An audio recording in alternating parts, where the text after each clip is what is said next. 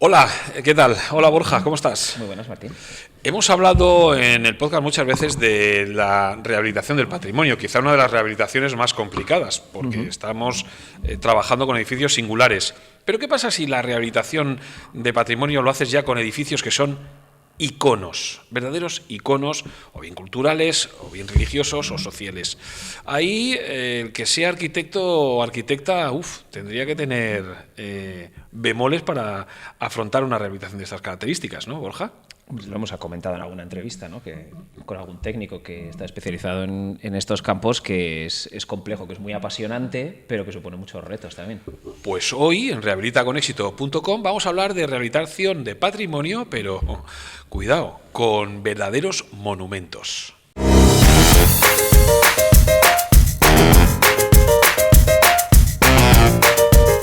Y para hablar de todo ello, pues contamos hoy con un arquitecto experto, además, precisamente en este tipo de rehabilitación y de restauración. Es Aitor Zubía y llega desde Cetavi Arquitectura Bulegoa. ¿Qué tal, Aitor? ¿Cómo estás?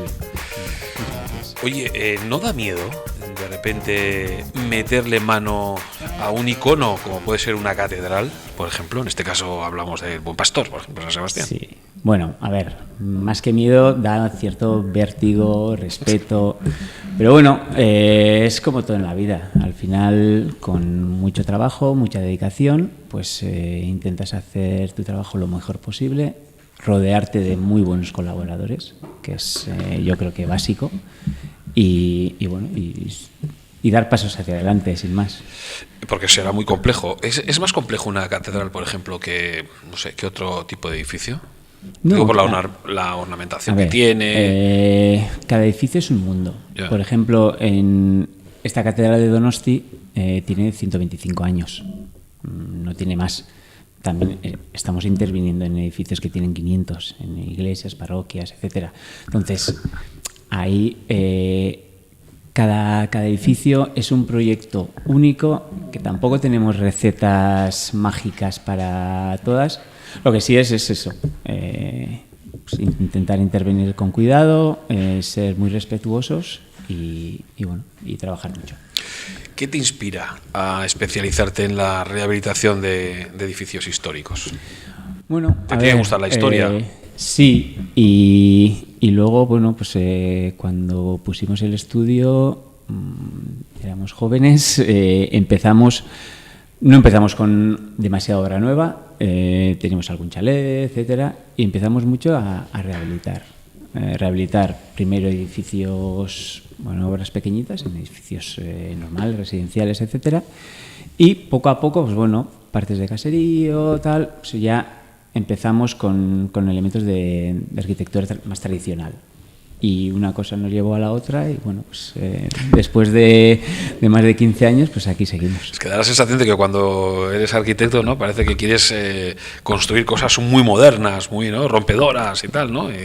Llama la atención. Hombre, a ver, también hay gente que dice, oye, hay que proteger toda la historia que tienen esos edificios en sus espaldas, ¿no? Pues sus vigas.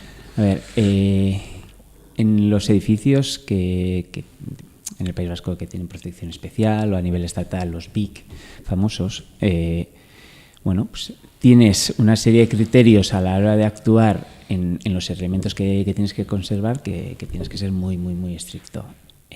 Sin embargo, pues bueno, siempre hay puntos donde puede ser un poco más creativo, pero desde el respeto.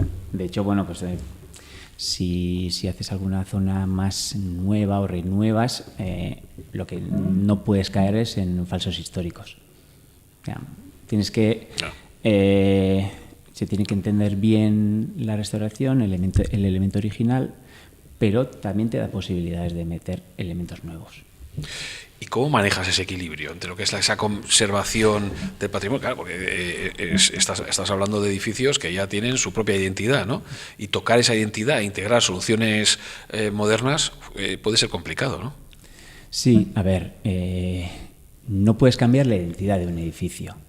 Puedes cambiarle el uso, la forma que se utilice, ¿vale? Pues bueno, incluso las capacidades de carga, etcétera. Pero las identidades es muy importante conservarlas. Y Y se pueden utilizar técnicas muy novedosas, las hemos utilizado, luego veremos alguna, en edificios antiguos para seguir manteniendo ese espíritu del lugar o la identidad del mismo edificio. ¿Y cuál crees que es el mayor desafío? ¿El mantener esa esencia en un edificio? Por ejemplo, antes estábamos hablando del Buen Pastor. ¿Ese es el mayor reto en este tipo de edificios?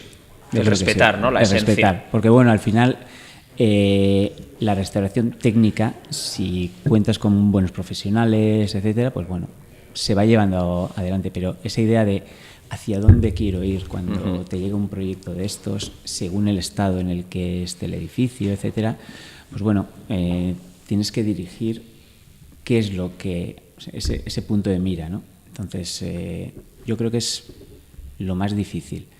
Lo que sí es que a la hora de pensar a dónde quiero ir, cómo quiero hacer ese trabajo, si lo haces desde el respeto, desde bueno, pues, el interés que se supone que tenemos en todo el patrimonio cultural, pues bueno, el camino suele ser bueno. Lo que pasa es que me imagino que, claro, al hacer una obra de estas características, y sobre todo cuando hay modificaciones, ¿no? Incorporaciones de elementos nuevos, claro, supongo que será un quebradero de cabeza porque, claro, después ese edificio es algo que se va a ver, que ocupa un espacio, si además es histórico, que tiene un valor, entonces, claro, está el doble reto, ¿no? De respetar y tal, pero luego, ¿qué opinará la gente de lo que he hecho? Porque al final, si es una rehabilitación pura y dura, pues bueno, al final es, digamos, para el que lo ve el usuario es un lavado de cara, pero cuando hay una ampliación dices, ostras, esta ampliación será luego, bueno, bien acogida o no, porque hemos tenido casos por aquí de rehabilitaciones que han sido súper bien acogidas y otras que han tenido una opinión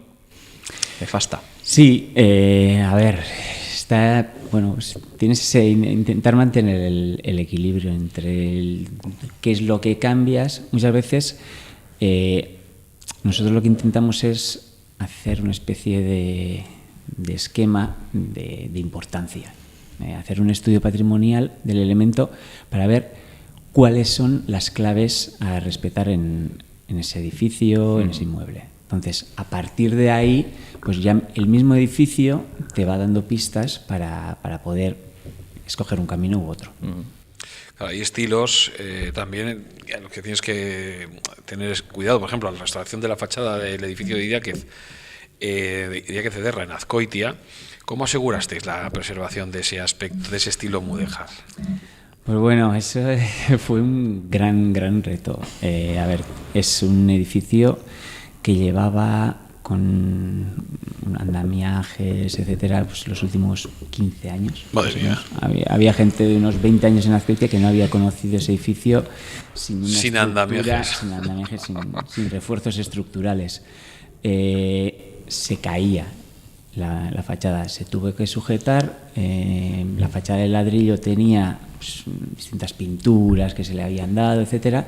Se quitaron todas esas pinturas y nos encontramos con un ladrillo que tenía la cara exterior totalmente arenizada, pues bueno, con distintos tratamientos y utilizando materiales tradicionales siempre, como siempre, que son al final los más ecológicos, los más compatibles, los más adecuados.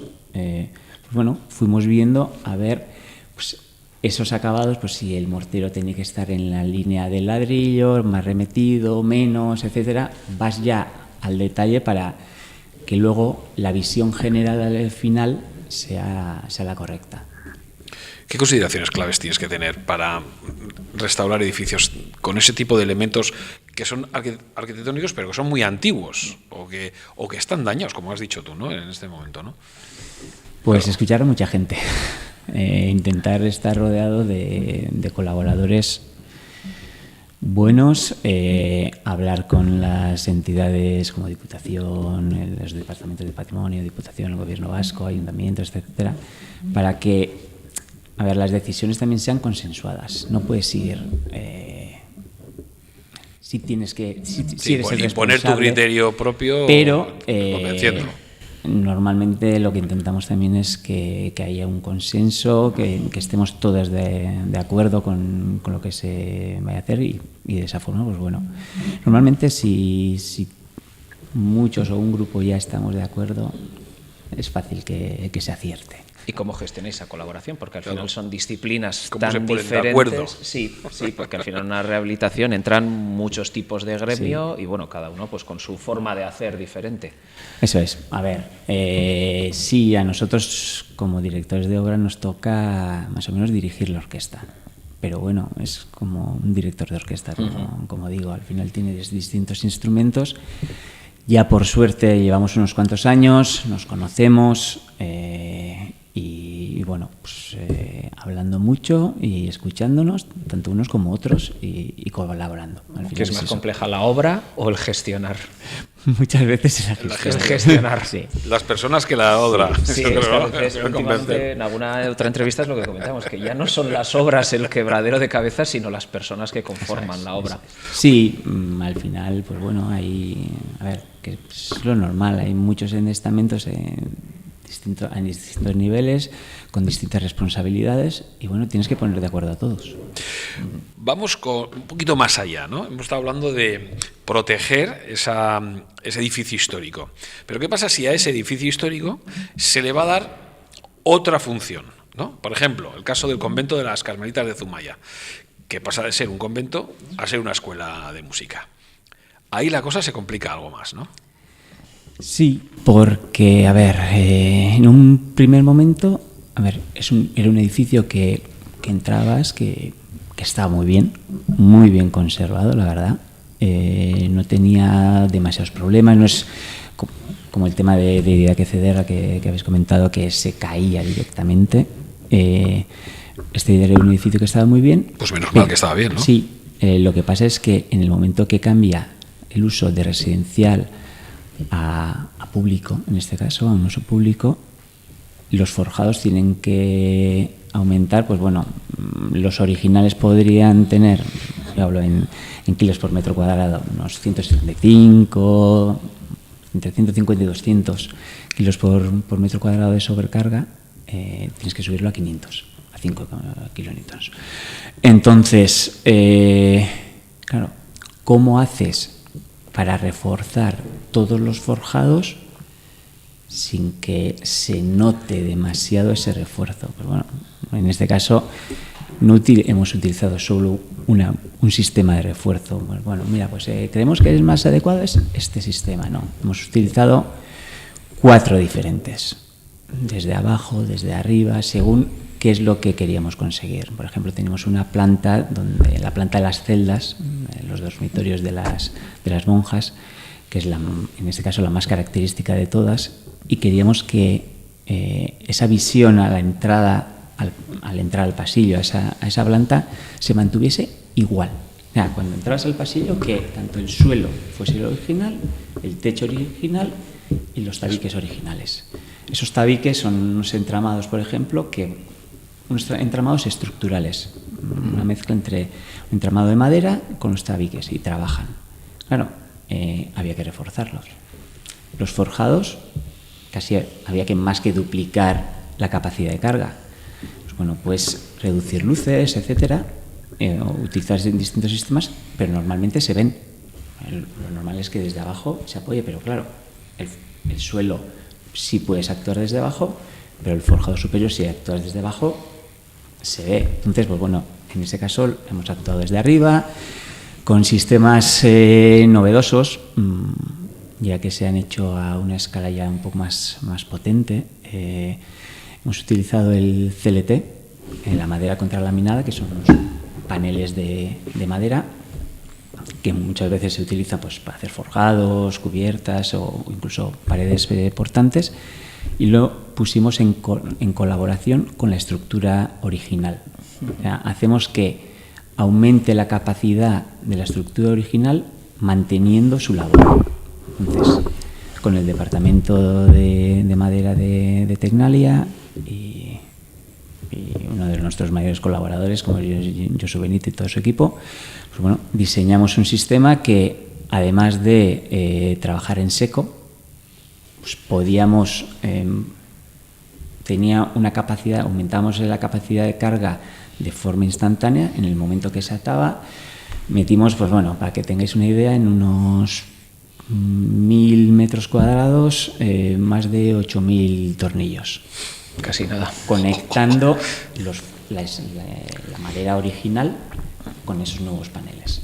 Tanto en vigas, había una solución para vigas especiales, otra para el resto del forjado. Pues bueno, tienes que ir muy poco a poco utilizando, en este caso, pues técnicas o sistemas constructivos novedosos que sean respetuosos con el existente y que además, pues bueno, nuestra opinión es que si hacemos que siga trabajando la estructura original, que no sea solo estética, pues, lo preferimos. Entonces, pues bueno, vas intentando actuar pues de forma en la que si ese refuerzo luego queda oculto debajo de un falso techo, pues la verdad tampoco es tan importante cómo lo hagas.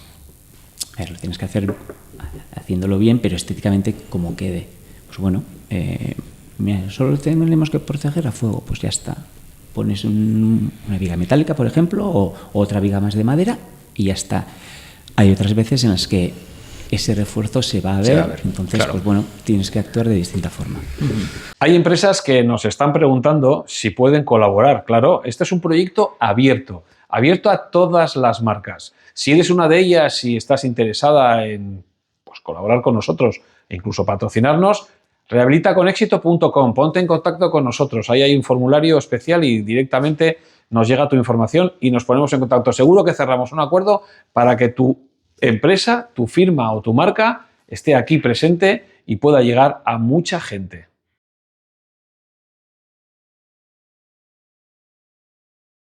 Y si vamos un poquito más allá, es decir, una vez que ya ese edificio histórico se le va a dar otro uso y entra la parte sostenible, pero ya que si va a ser un uso moderno, entiendo que la sostenibilidad también jugará un papel importante, aunque es muy complicado en edificios históricos, ¿no?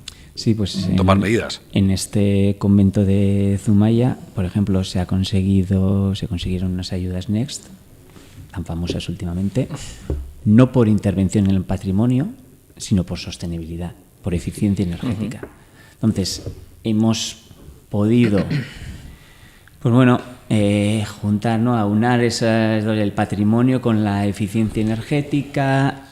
Hay momentos en los que te duele, pues bueno, porque sabemos que en la eficiencia energética, pues bueno, tienes que no solo trasdosar, sino que la maquinaria, pues, los conductos de aire, etcétera, para la climatización, pues son conductos en este tipo de espacios, pues de gran tamaño. Pues esos muros que eso tienes duele. Que proteger, pues y has reforzado con tanto mimo, pues luego pues hay veces que tienes que hacer boquetes que te duelen el alma, pero bueno, tienes que darle también esa habitabilidad con la eficiencia y aplicando la sostenibilidad, etcétera, que manda. Claro, estás hablando que exige. Estáis metiéndole mano a edificios de 500 años, has hablado, ¿no? Sí, a ver, en este caso el convento tenía 200. Pero lo habéis hecho sí, con 200, bueno, 200 ya me parece una pasada. Pero ya edificios con 500 años, ¿cómo te planteas tú un edificio de 500 años? Decirle, bueno, vamos a hacerte una rehabilitación que vas a durar otros 500 más, yo no sé, ¿no? Sí, pues bueno, ahí está el reto. Y, por ejemplo, pues lo que dice la gente muchas veces, el hormigón o la estructura metálica está para toda la vida. Pues tenemos edificios de estructura de madera que tienen 500 años que están si se cuidan bien. Algunos están de maravilla. Están de maravilla y pueden aguantar otros 500 años sin ningún problema. Yo te voy a hacer una pregunta, igual me vas a llamar chocholo, pero construcciones modernas que se hayan hecho recientemente, ¿crees que pueden durar 500 años como estas históricas? ¿O la construcción va un poco, bueno, tú también lo puedes responder, hacia ya la cambiaremos dentro de 50 años? Pues, a ver, es difícil saberlo, pero bueno, el hormigón, la vejez del hormigón, hasta ahora tenemos comprobado, bueno, el hormigón armado moderno, vamos a decir, 150 años, 125, 150. O sea, me estás diciendo... No tenemos más. Claro. O sea, me estás diciendo que estamos haciendo construcciones provisionales. Bueno, entre comillas, o por ejemplo, un puente de hormigón o un puente de piedra pues el puente de piedra, en el momento de que le aplicas esos trabajos de mantenimiento y durabilidad, su beneficio, el ratio de beneficio que te da es inmensamente superior. ¿Y el de hormigón por el que pasan trenes o coches? Sí, pero bueno, también tenemos... ¿Hay que cambiarlos de vez en cuando? O... tienes muchos más trabajo de mantenimiento, muchísimo más. Por ejemplo, hace unos años colaboramos en la renovación del puente de piedra de Deva, el que se hundió, sí, una pila, etcétera. Y bueno, y ahí los directores de la obra eran los de Ingelan y Fejocor, con Javier León a la cabeza, y lo que nos decían era eso, que los puentes de piedra a nivel ecológico y sostenible le daban 1000 vueltas a cualquier otro sistema constructivo. Es verdad, porque apenas tienen mantenimiento. Una vez que se ejecutan bien, apenas tienen mantenimiento. En este caso fallaron los pilotes de madera, pues que hubo un xilófago que los atacó, entonces de esas pilas, y la pila bajó, descendió, pero sí, no en sí la piedra, sino que la base bajó, vale. Era un problema puntual que ya se arregló, pero el puente en sí apenas tiene mantenimiento. Un puente de hormigón en una ría con ambiente salino o metálico, claro, tiene un mantenimiento muchísimo mayor. Y al final, si vas sumando los años de mayor vida, coste y menos sostenibilidad. Eso es. Hombre, si vas por la autopista aquí, que todos son puentes y túneles, estamos de mantenimiento constantemente. Cada X tiempo, pues ahora le toca este puente, ahora este, porque al final la armadura aguanta también lo que aguanta. Que cuando vas a pasar un puente de esos, te ponen el nombre del puente y no te ponen la edad que tiene, porque si no, pasas así. Bueno, vamos ahora al mercado de Ordizia, ¿te parece? También habéis estado allí, es otra parte histórica también de Guipúzcoa, además con mucha actividad, porque cada semana ahí se celebran los mercados. ¿Y qué técnicas innovadoras habéis tenido que trabajar para restaurar eso? Esta ha sido una obra, entre comillas, especial, porque es una obra de hormigón armado, que este año cumple 100 años y que es parte de un mercado que tiene una historia de 500 años. Sí, o sea, más viejo el mercado que el edificio. Sí, mucho más.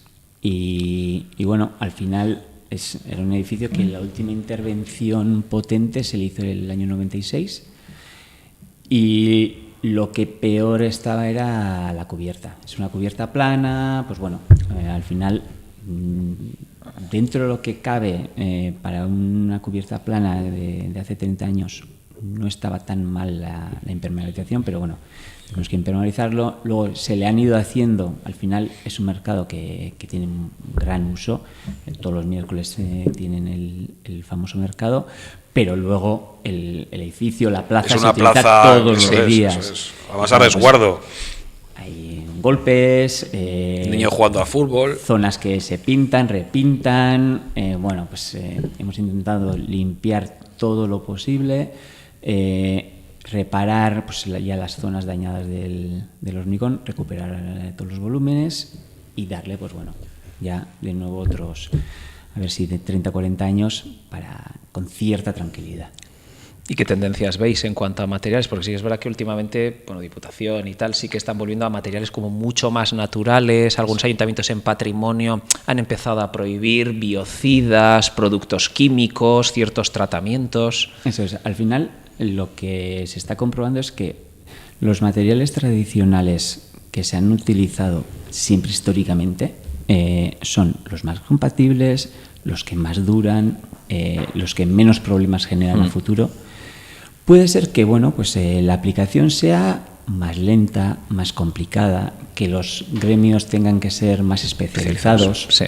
Bien, pero bueno, eso es algo que se le puede poner remedio. Sin embargo, para que pues, las fachadas respiren, no haya problemas de humedad, de hidrataciones, etcétera, pues bueno, es importante que al final vamos recuperando las técnicas antiguas. Sí, porque todo lo que se ha hecho en el siglo XX industrializado, poco a poco lo vamos como descartando. Cuando los materiales, cuanto más químicos, más plásticos, más tal, es como que poco a poco van desapareciendo. Sí, tampoco hay que hacerlo, pues bueno, tenemos que saber qué utilizar para qué. Incluso, pues bueno, pues hay elementos que con ciertos hormigones, pues es mejor utilizar un material más plástico que otro, puede ser. Pues bueno, para eso también tenemos que hacer todas las analíticas previas a la intervención para tenerlo todo justificado. Eso también es importante, principalmente por hacer bien las cosas, para tenerlo estudiado, pero bueno, porque también todos nos podemos equivocar, o incluso dentro de unos cuantos años pueden venir o pueden conocer mejores técnicas que las que conocemos actualmente y puedan arreglar lo que hemos hecho. Nosotros también hemos ido arreglando intervenciones o intentando mejorar intervenciones que se hicieron hace 40 años, que en aquella época, con las técnicas que se conocían, se intentaba hacer lo mejor posible, y ahora estamos haciendo lo mismo, intentar hacer lo mejor posible con las técnicas y los medios que tenemos a mano. Muchos nos estáis preguntando cómo poderse poner en contacto con nosotros para, hacernos llegar información vuestra. Es muy sencillo, rehabilitaconexito.com. Esa es la página web donde puedes tener todo el contacto con nosotros. Si tienes algo que contar, algo que presentar, algo que comentarnos, hazlo a través de la página rehabilitaconexito.com. Nosotros nos pondremos en contacto contigo y aquí podrás ser también otro día, pues como hoy, un protagonista. Te esperamos. En el caso de la Catedral del Buen Pastor, de la que hablábamos al principio de la entrevista, ¿cómo enfrentaron las complicaciones técnicas de restaurar un edificio tan emblemático? Vale, ahí en la catedral dividimos la intervención. Aquello es muy grande. Aquello es muy grande. Y muy alto. Sí. Y muy alto. Sí, es uno de los edificios, la torre es un edificio de los edificios más altos de Guipúzcoa, junto con la Torre Atocha, un edificio de la Palazonceta en Eibar, algún otro de Mondragón. Bueno, pues hay unos cuantos que están ahí rondando los 75-76 metros de altura y la Torre del Buen Pastor es uno de ellos. Cuando empezamos, sobre el 2014 más o menos, hubo una serie de desprendimientos. Claro, imaginad, toda la catedral tiene un montón de elementos decorativos. Me imagino mi casa cuando se ha caído alguno, pues pétreos, y bueno, pues hubo unos desprendimientos, entonces nos llamaron del Obispado, del Departamento de Patrimonio, y fuimos a verlo, y bueno, vimos que primero, la torre era lo que en peor estado estaba, que había que hacer una intervención global, pero que primero el primer paso era la torre. Claro, cuando ves con un edificio de este tamaño, etcétera, que tienes que hacer una intervención global en todo. A mí ya solo me da miedo poner el andamio. Sí. El andamio ahí también fue complicado porque tenemos un parking debajo, claro. No se pueden meter camiones de gran tonelaje. Por ejemplo, como dato curioso, se metieron solo en la torre, en tubos de andamio, 11 kilómetros de tubos. Si pusiéramos todos los tubos en línea, y en pasarelas eran, creo que 3 kilómetros o algo así de pasarelas. Que era un andamio muy, muy importante y complicado por todas las... Con un coste terrible, porque eso es un alquiler diario, ¿no? Terrible, sí. En estos casos los medios auxiliares tienen un coste terrible, y esa fue una de las razones por las que se planearon las 3 fases, que ahora, a ver si para después de verano podemos empezar con la tercera. Entonces la primera empezamos en enero del 2019 con la torre, nos pilló la pandemia del 20, entre la iluminación monumental, etcétera, pues se terminó entre enero y mayo del 20 con la pandemia, y luego entre el 22 y el 23 se ejecutó la segunda fase, que era toda la fachada este, con las cubiertas, vidrieras y las fachadas en sí, y ahora estamos esperando a empezar la segunda.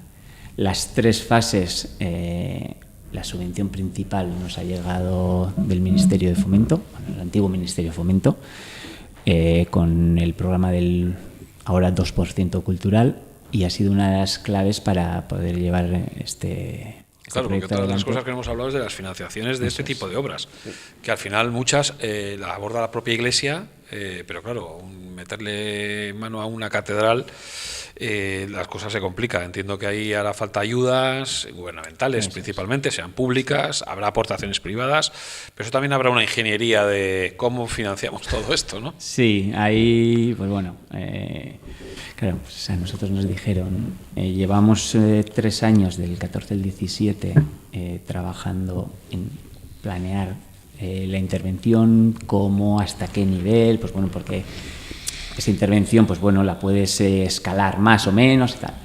Y salió la convocatoria del 1% en julio del 2017 y nos dijeron, chavales, a por ella.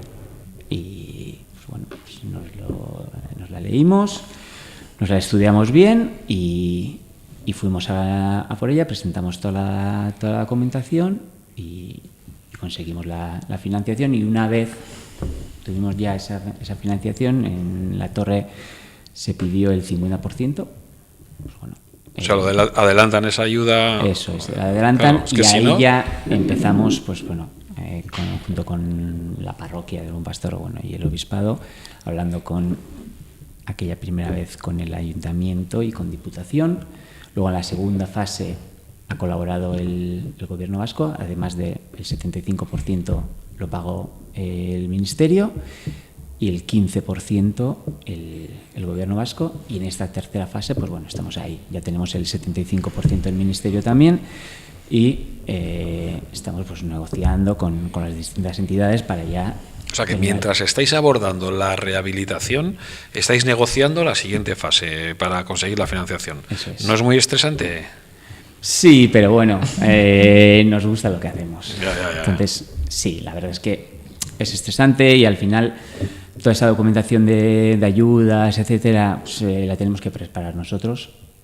Preparamos documentación específica para cada ayuda, somos los que mejor conocemos el proyecto, y muchas veces diseñamos el proyecto y la intervención según el tipo de ayudas y la financiación que vamos a llevar a cabo. Y en estos casos, pues, yo siempre digo lo mismo, ¿quién es el gran beneficiario de un elemento cultural como una catedral, una iglesia? La ciudadanía. La ciudadanía. Entonces, está bien que se colabore.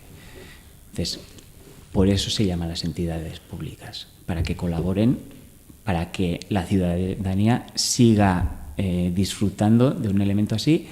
Y además, últimamente estamos dando un paso más, que es a nivel de socialización y divulgación. Estamos habilitando los espacios para que sean visitables, para que se puedan conocer desde dentro.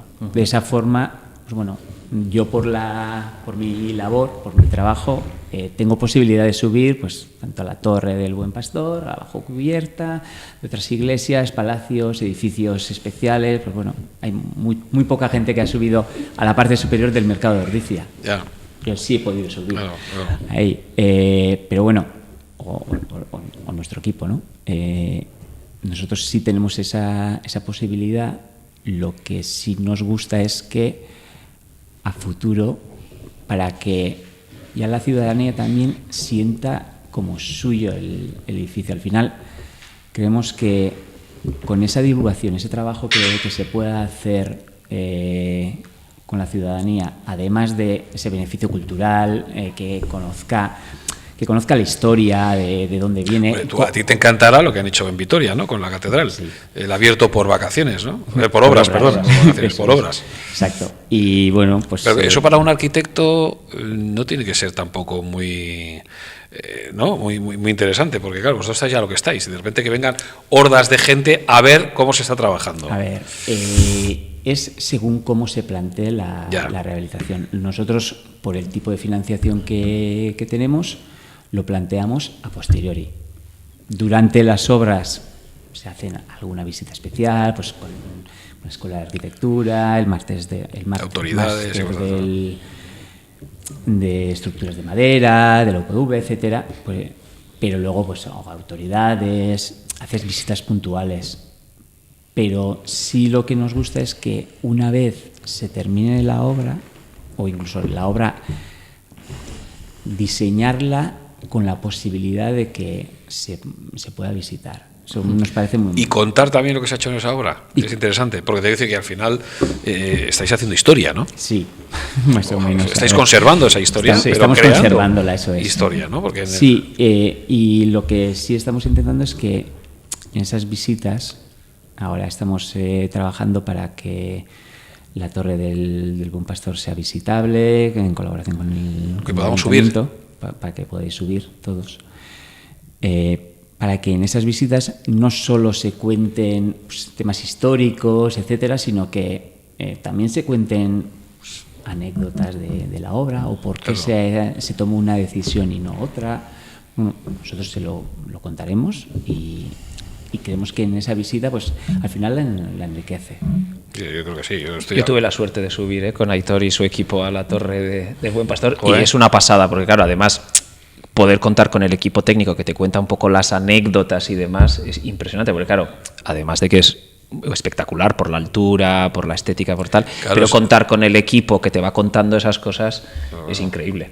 Una oportunidad increíble. ¿Qué tal va la apertura de la torre al público? Todavía ahí sigue, ¿no? Ahí estamos trabajando en ello, como dicen. Sí, bueno, claro, no es fácil.